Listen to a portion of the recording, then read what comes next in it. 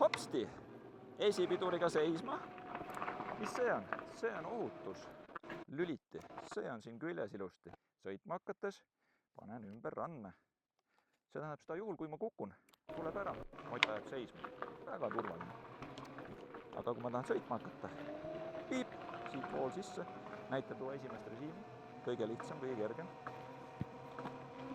Tahan vahendada natukene kiirust juurde panna. Siis issi vemme tuleb siia, vajutab 2. Nüüd läks juba kiiremaks. Võib-olla issi emme rohkem ei luba panna. Aga tule siia, Tõnise Marker näitab sulle, kuidas 3 ka panna. Ja siis jalad peale.